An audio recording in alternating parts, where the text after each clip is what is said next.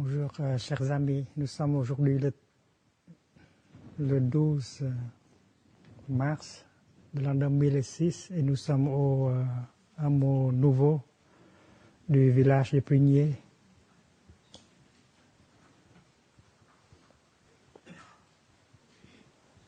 Le printemps nous fait signe. Les jonquilles sont déjà apparues. Regardez. 90 000 variétés de fleurs sont prêtes à se présenter. Votre cœur, qui est une véritable fleur, est-ce que votre cœur est prêt pour s'ouvrir comme une fleur? Il ne faut pas avoir peur. Bien sûr que l'hiver a été un peu long, mais le printemps est déjà là. Les conditions sont suffisantes pour que la joie, le bonheur, l'amour puissent se manifester.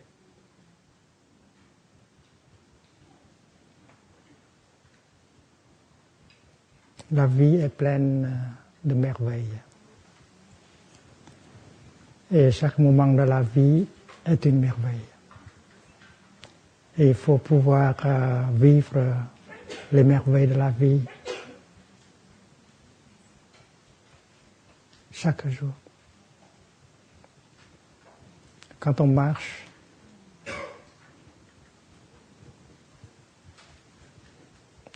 on fait un miracle. Nous sommes descendants d'un maître zen qui s'appelle Lamte Lingji, qui vit au 8e siècle. Il a dit ceci: le miracle, c'est de marcher sur terre.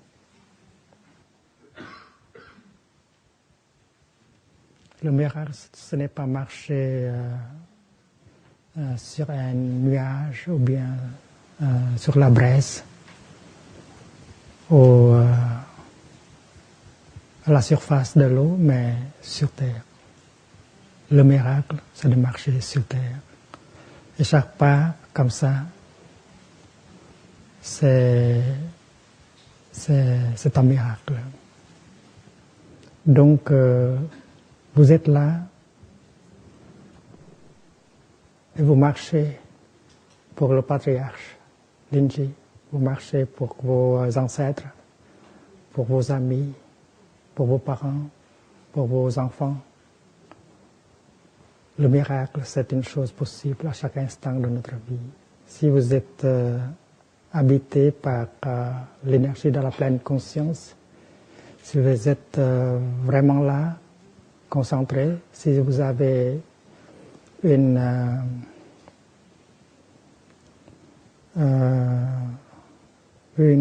si vous avez assez de liberté en vous, alors vous pouvez réaliser le miracle de marcher sur terre. Chaque pas comme cela vous donne de la santé, vous procure de la guérison et la joie. Et chaque jour, nous avons beaucoup d'occasions pour faire la marche. Il faut toujours réaliser le miracle de marcher sur terre. Vous qui êtes un enfant, une petite enfant du patriarche Lingji, vous devez pouvoir continuer à la pratique du patriarche. Réaliser le miracle à chaque pas.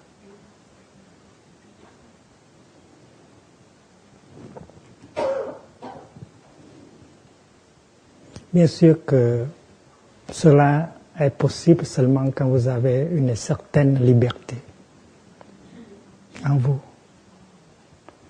Vous êtes libre de la peur, des soucis, de la colère, de vos projets. Vous êtes libéré de tout cela. Et c'est pourquoi vous pouvez faire des pas avec solidité, avec liberté. Et chaque pas comme ça nous nourrit, nous guérit, nous donne de la joie de vivre.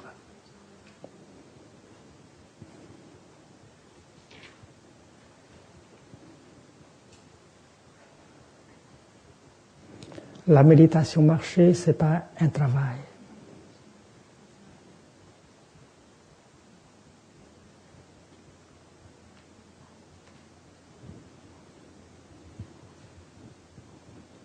On peut très bien se réjouir de la marche. Le printemps est déjà là. C'est merveilleux de marcher dans le printemps et de se mettre en contact avec les merveilles de la vie qui se manifestent en nous et autour de nous. Et comme les autres dans la communauté sont en train de faire cela, c'est facile, ce sera facile pour nous de faire cela aussi. On marche. On fait du miracle quotidien. Vous êtes là, vivant. Vous êtes là, présente. Et vous marchez. C'est la pratique.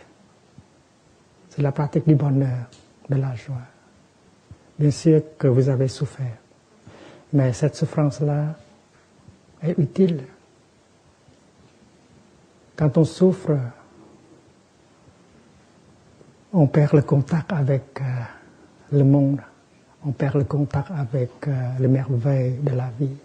On s'isolise.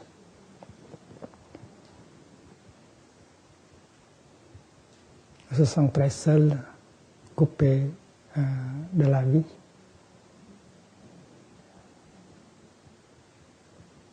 Il y a le désespoir, il y a de la peur, il y a de la colère en nous. C'est pourquoi le contact avec les merveilles de la vie devient impossible.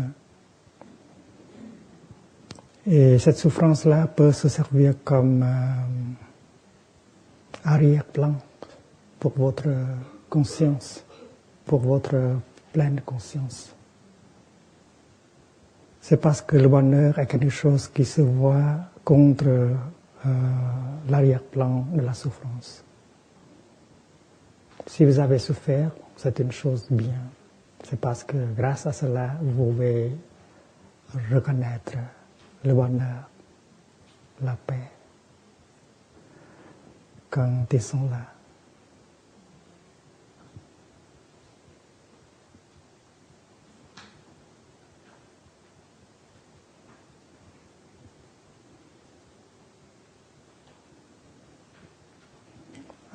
La souffrance, c'est quelque chose qui est semblable à la couleur noire. Et le bonheur est quelque chose qui se distingue. Grâce au noir, on peut voir le blanc. Ou bien la souffrance est quelque chose de blanc.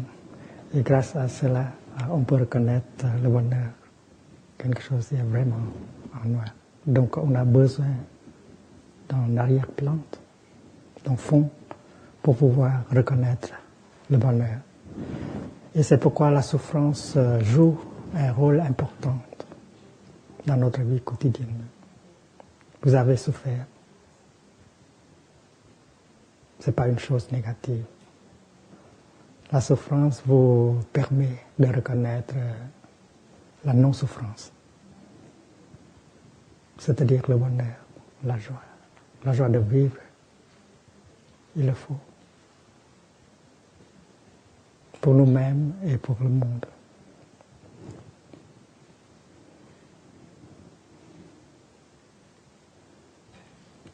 Si vous pouvez marcher dans la pleine conscience avec solidité et liberté, vous avez déjà reçu quelque chose du Bouddha, du patriarche. Vous avez reçu la transmission du Dharma. Le Bouddha est en vous, le patriarche est en vous, et vous marchez pour le Bouddha, vous marchez pour le patriarche.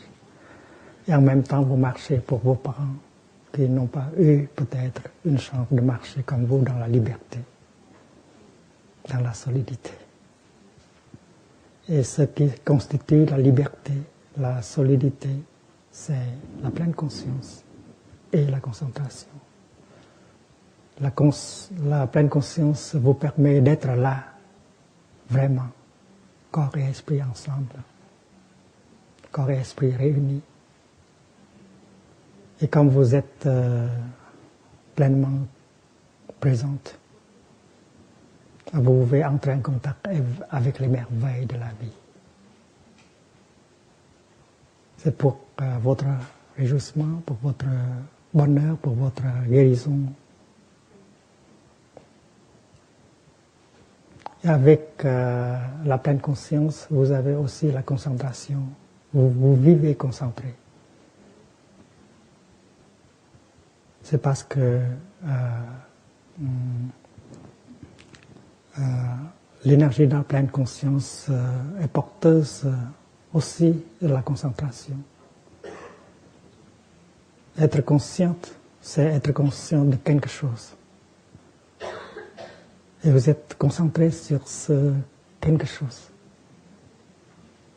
Cela, c'est la concentration. Et avec une forte concentration, vous allez découvrir vraiment la nature de ce qui est là. La nature de la fleur, la nature d'un nuage, la nature de votre sentiment. Et avec cette sagesse, cette compréhension profonde, vous êtes libéré de vos soucis, de votre colère. C'est parce que dans le bouddhisme, on parle du salut, de la libération, par la compréhension. On ne parle pas de la grâce dans le bouddhisme. On parle de la prajna, de la compréhension profonde, de la vision profonde. Et cette compréhension profonde, cette prajna est sauveur. Et on peut très bien interpréter cette compréhension comme une grâce qui vient de la pleine conscience, qui vient de la concentration. S'il n'y a pas de pleine conscience, s'il n'y a pas de concentration, il n'y aura pas de vision profonde. Et la vision profonde nous libère de notre ignorance et des afflictions qui sont nées de l'ignorance. Vous savez bien que chaque fois que vous êtes sous l'emprise de la colère ou des soucis, vous ne pouvez pas pratiquer la pensée juste. Avec la colère, avec la confusion, comme ça, la pensée ne peut pas être juste. Et sous l'emprise de la colère, de la peur, on fait des mauvaises décisions que nous regretterons plus tard. Alors on ne doit pas faire des décisions quand on est sous l'emprise de la colère, la confusion, la peur, etc. Et la marche dans la pleine conscience peut nous calmer, peut nous apporter de la paix, la tranquillité, la concentration. Et nous pouvons acquérir la clarté, la clarté, la lumière le calme avec lequel nous pouvons pratiquer la pensée juste. La pratique de l'assise nous aide aussi. La méditation assise doit être conçue comme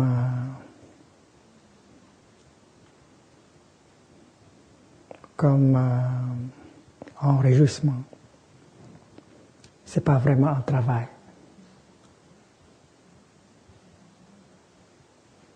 Imaginez un verre de jus de pomme. Vous avez à peu près un quart de bouteille de jus de pomme avec de la pulpe. Et vous versez tout cela dans un verre. Et vous devez attendre pour que la pulpe se dépose. Et dans 5 minutes ou 7 minutes, il y a de la décantation. Et vous pouvez boire. Il suffit de quelques minutes pour que la pulpe se dépose au fond du verre. Quand nous pratiquons l'assise, c'est un peu comme cela. On se laisse calmer dans une position assez stable, comme la position de lotus ou demi-lotus. On permet le calme de nous entrer, de nous pénétrer.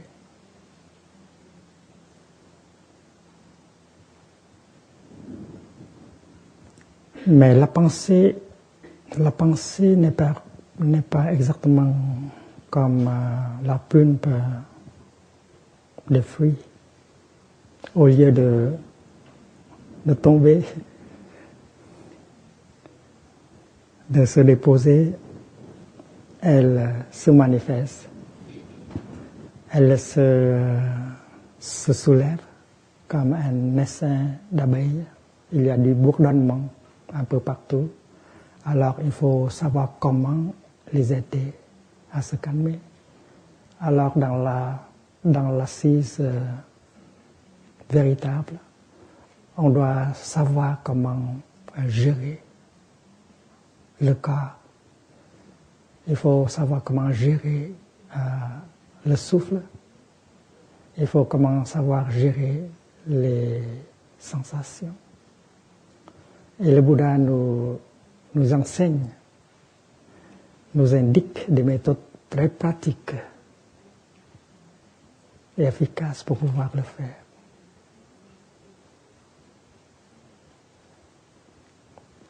Il nous a dit comment faire pour que le corps soit stable, soit détendu. Avec la respiration consciente, on peut aider le corps à se détendre. J'inspire, je sais que c'est une inspiration. J'expire et je souris à mon inspiration, la reconnaissance du souffle. Et quand vous êtes en train de faire cela, la détente,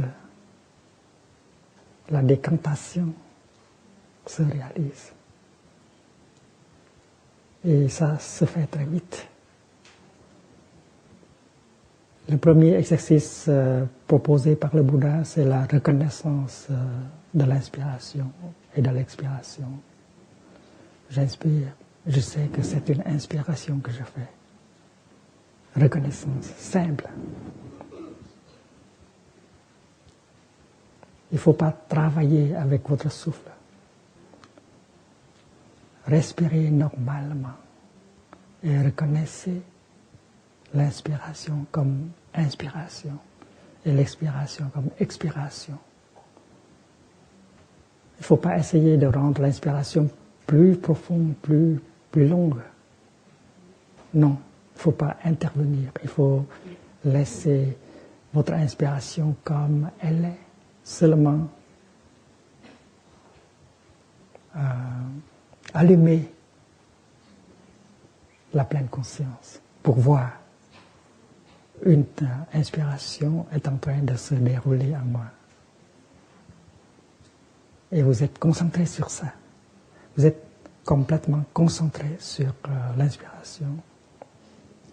Si l'inspiration dure, il y a une durée de l'inspiration. Et vous êtes conscient de toute cette durée de l'inspiration. Il faut suivre l'inspiration du début jusqu'à la fin. Et cela on appelle suivre la pratique, suivre la respiration. J'inspire, je sais que c'est une inspiration.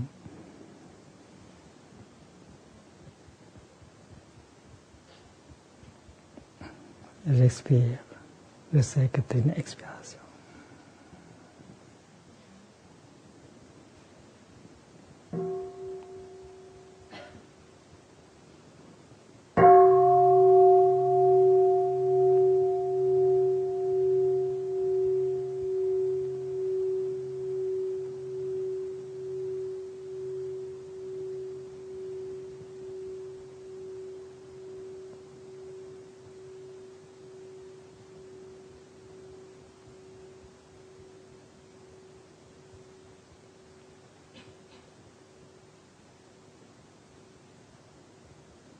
C'est une chose agréable à faire. J'inspire, je sais que c'est une inspiration. Et j'expire, je sais que c'est une expiration. Et pendant ce temps-là, vous pouvez sentir la vie, la joie d'être vivant. C'est parce que les cadavres, ça ne respire pas.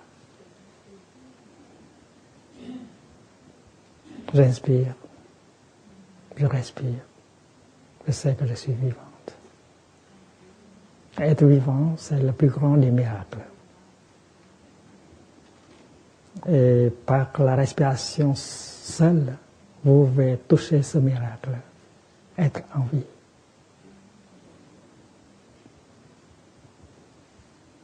Il y a des gens qui vivent comme des morts. Ils ne sont pas au courant de ce qui se passe en eux ou autour d'eux. Mais avec la pleine conscience de la respiration, on devient vivant. Et on voit le monde.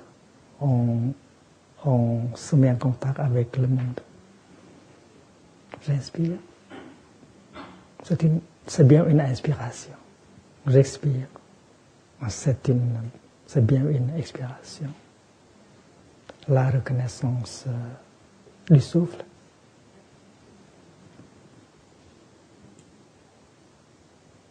Et vous suivez votre souffle du début jusqu'à la fin, avec bonheur, avec réjouissement. Et pendant ce temps-là, il y a une détente. Il y a une décantation qui se réalise. Et c'est une chose réjouissable. Donc, je dis, la méditation assise, c'est pas vraiment un travail. D'avoir le temps pour s'asseoir, pour se sentir vivant, pour se réjouir du souffle. C'est quelque chose que tout le monde a le droit de faire. C'est le droit de l'homme. C'est le droit des êtres vivants. On a le droit de respirer, d'être là.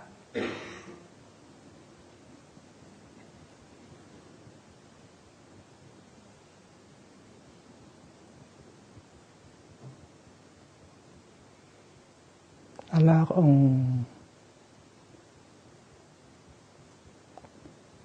on s'occupe de son corps. On s'occupe de son souffle avec l'énergie de la pleine conscience. Et pendant ce temps-là, il y a une décantation.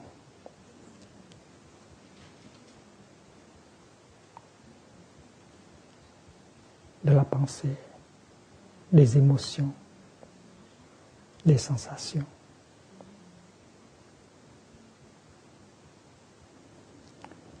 Et quand on a pu s'occuper de son corps et de son souffle, on peut aussi s'occuper de ses sensations. Il y a des sensations agréables qui doivent être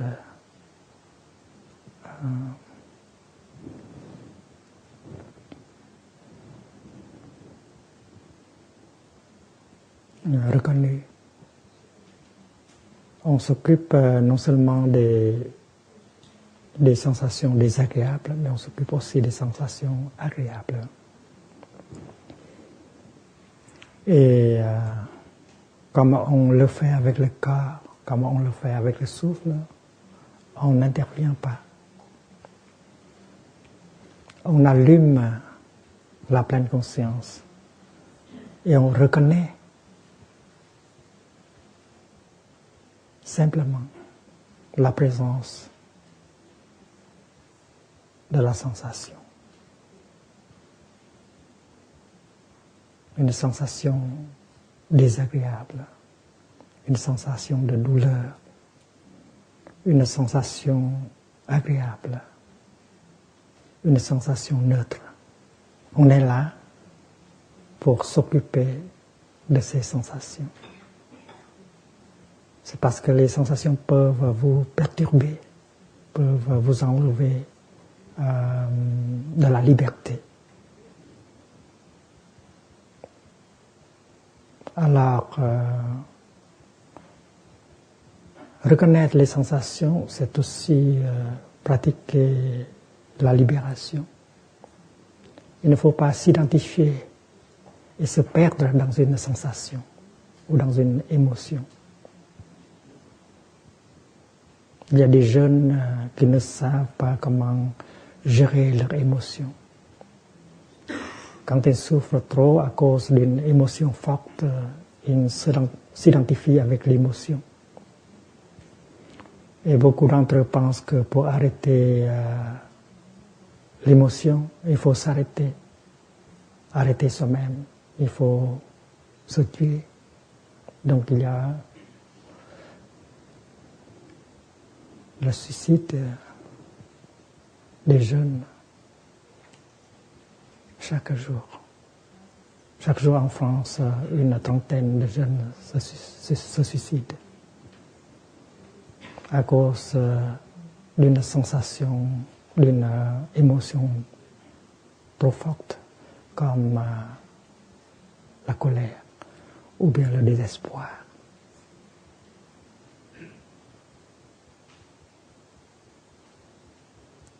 Et si vous êtes un ami, si vous êtes un parent d'un jeune, alors il faut l'aider. Il faut l'aider à comprendre, à savoir comment gérer une émotion. Pour pouvoir gérer une émotion forte, il faut tout d'abord être capable de gérer des sensations quotidiennes. Des sensations agréables, des sensations désagréables, des sensations neutres. Et ces trois sortes de sensations peuvent nous embêter, nous dépriver de notre liberté. Et dans la pratique, on sait que la liberté, c'est la fondation de la paix, la fondation du bonheur. Et les sensations peuvent nous dépriver de cette liberté. Alors il faut regarder, il faut savoir comment gérer, comment reconnaître les sensations.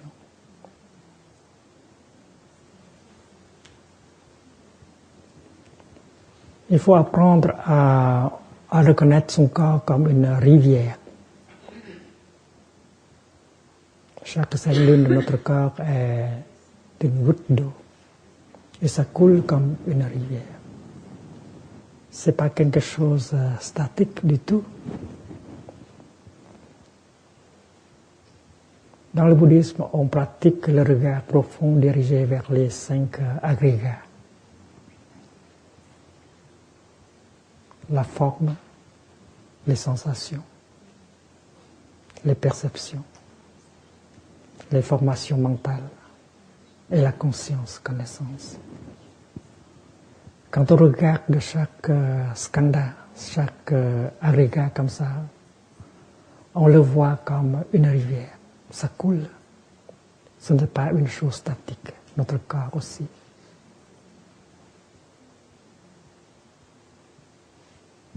Et c'est une chose qui peut être prouvée, testifiée par la science. Le corps humain.